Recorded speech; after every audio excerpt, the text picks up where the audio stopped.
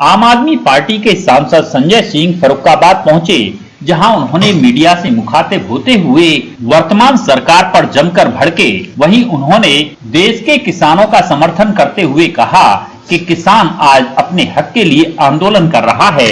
किसान विरोधी बिल का आम आदमी पार्टी हर स्तर पर विरोध करेगी। आम आदमी पार्टी हमेशा से किसानों के साथ रही है और आगे भी रहेगी।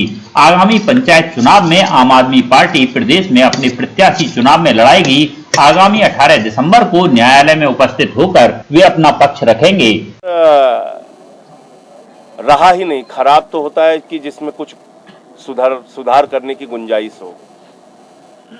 मुख्यमंत्री जी लखनऊ से लेकर दिल्ली तक अपना चेहरा चमका रहे हैं मिशन शक्ति के नाम पे, और इसी प्रदेश में कानपुर के अंदर 6 साल की बच्ची के साथ रेप होता है, उसके कलेजा खा लिया जाता है। 7 साल की बच्ची के साथ बलात्कार हो रहा है गोरखपुर के अंदर।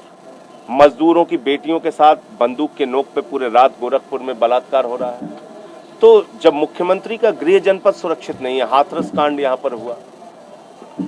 प्रदेश के अंदर बच्चियों की तमाम ऐसी घटनाएं हुई जहां पे लोग हताश होकर, छात्राएं, युवतियां जहर खा के अपनी जान दे रही हैं, अपने आप को जला के अपनी जान दे रही हैं। उनको न्याय की उम्मीद खत्म हो गई इस सरकार से। तो मुझे लगता है कि लॉ एंड ऑर्डर नाम की कोई चीज अब यूपी में बची नहीं है।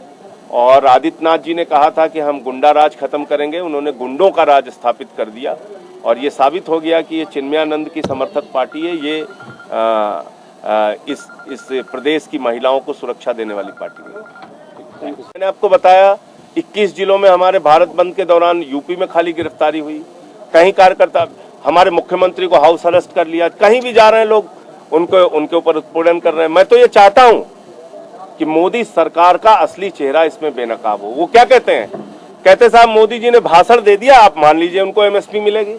अरे भाई, आपने तो कहा था 2 करोड़ रोजगार मिलेगा, आज तक मिला क्या? 15 लाख खाते में आएंगे, आज तक आए क्या?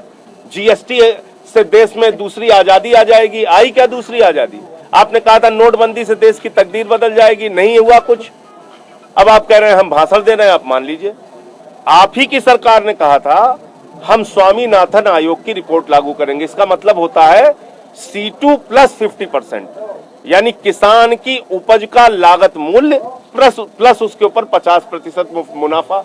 वो फार्मूले से आज तक आपने स्वामीनाथन आयोग की रिपोर्ट नहीं लागू की, तो किसान आपकी बात कैसे मान ले, कैसे आपके ऊपर विश्वास कर ले?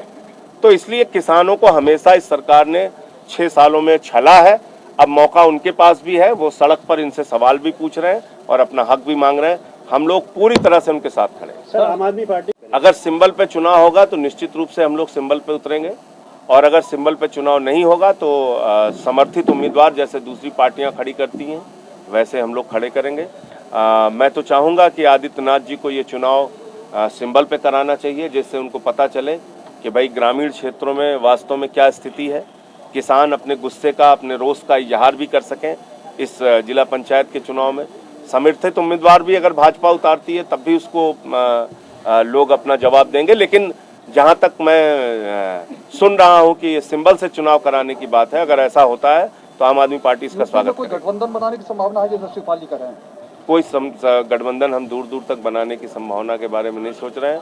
हमारे राजेंद्र पाल गौतम जी यूपी के चुनाव पर्यवेक्षक बनाए गए जिला पंचायत के लिए, जो कैबिनेट मिनिस्टर हैं दिल्ली सरकार के। डिप्टी स्पीकर हमारी राखी बिरलान, उनको सह प्रभारी बनाया गया है, और एक एमएलए हैं हमारे सुरेंद्र कुमार जी, उनको भी सह प्रभारी बनाया है।